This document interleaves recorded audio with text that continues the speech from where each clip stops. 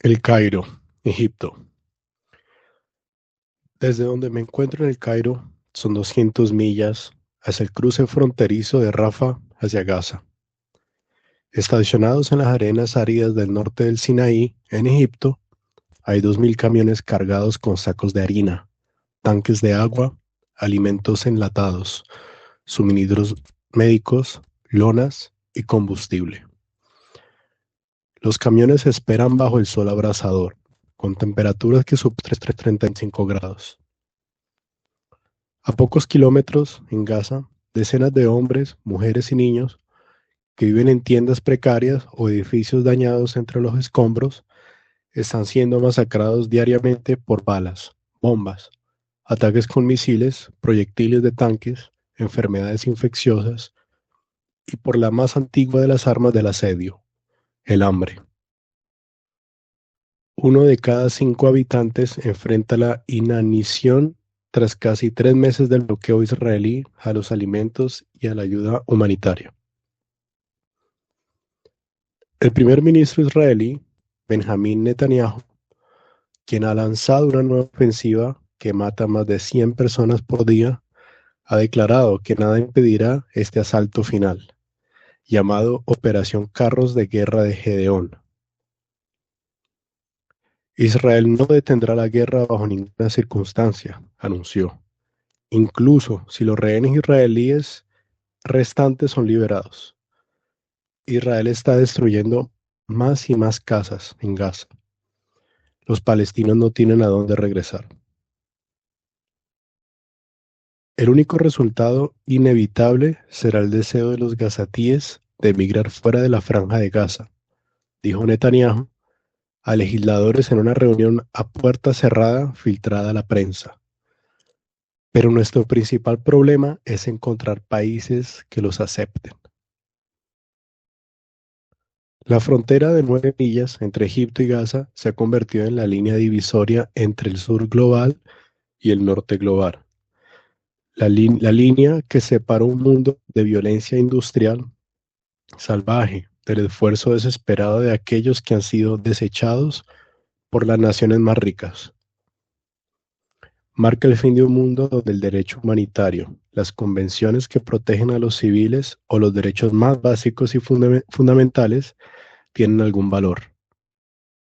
Da paso a una pesadilla jovesiana donde los fuertes crucifican a los débiles, donde ningún crimen, incluyendo el genocidio, está excluido, donde la raza blanca del norte global vuelve una barbarie atávica y desatada que define el colonialismo y a nuestra historia de siglos de saqueo y explotación. Retrocedemos en el tiempo hacia nuestros orígenes, unos orígenes que nunca nos abandonaron, pero que fueron disfrazados bajo promesas vacías de democracia, justicia y derechos humanos. Los nazis son los chivos expiatorios convenientes de nuestro legado compartido de masacres europeas y estadounidenses, como si los genocidios perpetrados en las Américas, África e India no hubiesen ocurrido, como si fueran notas al pie sin importancia a nuestra historia colectiva. De hecho, el genocidio es la moneda de cambio de la denominación occidental.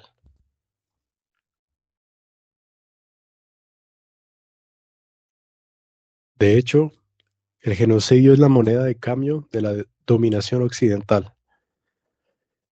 Entre 1490 y 1890, la colonización europea, incluidos los actos de genocidio, fue responsable de la muerte de hasta 100 millones de pueblos indígenas, según el historiador David E. Stannard. Desde 1950 ha habido casi 2 docenas de genocidios, incluyendo los de Bangladesh, Camboya y Ruanda.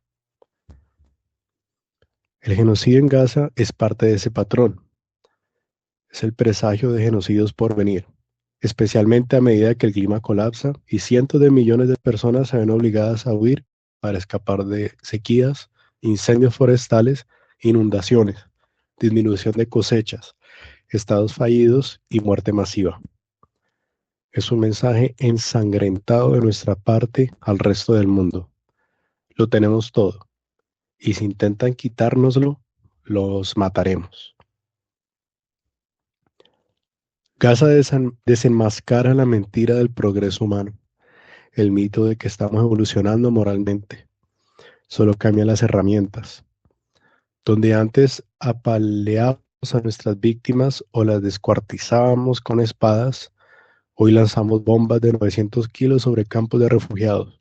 Rociamos familias con balas desde drones militarizados o las pulverizamos con artillería pesada y misiles. El socialista del siglo XIX, Louis-Auguste Blanqui, a diferencia de la mayoría de sus contemporáneos, rechazaba la idea, central para Hegel y Marx, de que la historia humana es una progresión lineal hacia la igualdad y la moralidad. Advertía que ese positivismo absurdo era una artimaña utilizada por los opresores para desmovilizar a los oprimidos. Todas las atrocidades del vencedor, la larga serie de sus ataques, se transforman fríamente en evolución constante, inevitable, como la de la naturaleza. Pero la secuencia de las cosas humanas no es inevitable como la del universo. Puede cambiarse en cualquier momento, escribió Blanqui. El avance científico y tecnológico, lejos de ser un ejemplo de progreso, puede convertirse en un arma terrible en manos del capital contra el trabajo y el pensamiento. La humanidad nunca está quieta, o avanza o retrocede. Su marcha progresiva la lleva a la igualdad. Su marcha regresiva pasa por todas las etapas del privilegio hasta llegar a la esclavitud humana, la última palabra del derecho de propiedad. Y añadió, no estoy entre quienes afirman que el progreso está garantizado, que la humanidad no puede retroceder. La historia humana está definida por largos periodos de estancamiento cultural y represión brutal. La caída del Imperio Romano condujo a siglos de empobrecimiento y represión en Europa durante la Edad Oscura, desde el siglo VI hasta el siglo XIII. Se perdió el conocimiento técnico, incluyendo cómo construir y mantener acueductos. La pobreza cultural e intelectual generó amnesia colectiva. Las ideas de los antiguos sabios y artistas fueron borradas. No hubo renacimiento hasta el siglo XIV, en gran parte gracias al florecimiento cultural del Islam, que al traducir a Aristóteles y preservar saberes antiguos, evitó que el conocimiento desapareciera. Blanqui conocía esos retrocesos históricos. Participó en varias revueltas francesas, incluyendo una insurrección armada en mayo de 1839, el levantamiento de 1848 y la Comuna de París, una insurrección socialista que controló la capital francesa entre marzo y mayo de 1871. Trabajadores en otras ciudades intentaron establecer comunas similares, pero fueron aplastados. Estamos entrando en una nueva edad oscura. Esta nueva era se vale de herramientas modernas, vigilancia masiva, reconocimiento facial, inteligencia artificial, drones, policía militarizada, eliminación del debido proceso y las libertades civiles. Con estos instrumentos impone el dominio arbitrario, la guerra perpetua, la inseguridad, el caos y el terror, las constantes de la Edad Media. Confiar en el cuento de hadas del progreso humano para salvarnos es caer en la pasividad ante el poder despótico. Solo la resistencia, definida por la movilización masiva y la interrupción del ejercicio del poder, especialmente frente al genocidio, puede salvarnos. Las campañas de exterminio masivo desatan las cualidades feroces que todos los humanos llevamos dentro. La sociedad organizada, con sus leyes, etiquetas, policías, cárceles y regulaciones, mantiene estas cualidades bajo control. Pero si se eliminan estos frenos, los seres humanos, como vemos hoy con los israelíes en Gaza, se transforman en animales depredadores, embriagados con la destrucción, incluso de mujeres y niños.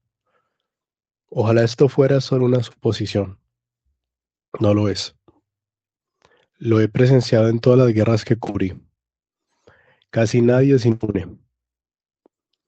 A finales del siglo XIX, el monarca belga Leopoldo ocupó el Congo en nombre de la civilización occidental y la lucha contra la esclavitud, pero lo saqueó, causando la muerte de unos 10 millones de congoleños por enfermedades, hambre y asesinato. Joseph Conrad capturó esta dicotomía entre lo que decimos ser y lo que realmente somos, en su novela El corazón de las tinieblas y en su cuento Un puesto avanzado del progreso.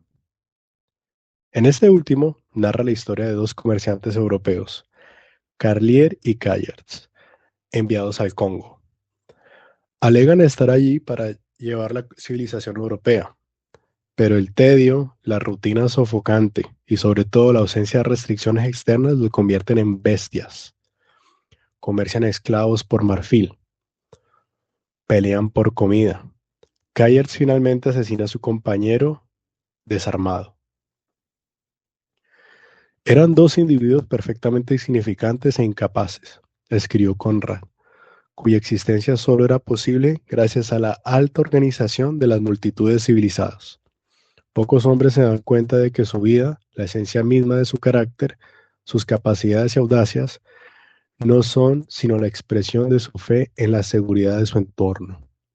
El coraje, la compostura, la confianza, las emociones y los principios. Todo pensamiento grande o insignificante pertenece no al individuo, sino a la multitud que cree ciegamente en la fuerza irresistible de sus intuiciones, instituciones y su moral, en el poder de su policía y su opinión. Pero el contacto con la barbarie pura y sin restricciones, con la naturaleza primitiva y el hombre primitivo, introduce una perturbación repentina y profunda en el corazón. A la percepción de estar solo en su clase, a la clara conciencia de la soledad, de los pensamientos y las sensaciones, se suma la negación de lo habitual, que es seguro, y la afirmación de lo inusual, que es peligroso. Una sugerencia de cosas vagas, incontrolables y repulsivas, cuya intrusión perturba la imaginación y pone a prueba los nervios civilizados de los necios y los sabios por igual. El genocidio en casa ha hecho estallar las máscaras que usamos para engañarnos a nosotros mismos y a los demás. Se burla de cada virtud que decimos defender, incluyendo el derecho a la libertad de expresión. Es un testimonio de nuestra hipocresía, crueldad y racismo. No podemos, habiendo proporcionado miles de millones en armas y perseguido a quienes denuncian el genocidio, reclamar autoridad moral alguna. Nuestro lenguaje, de ahora en adelante, será el de la violencia, el del genocidio, el aullido monstruoso de la nueva edad oscura, en la que el poder absoluto, la codicia sin límites y la barbarie desatada recorren la tierra.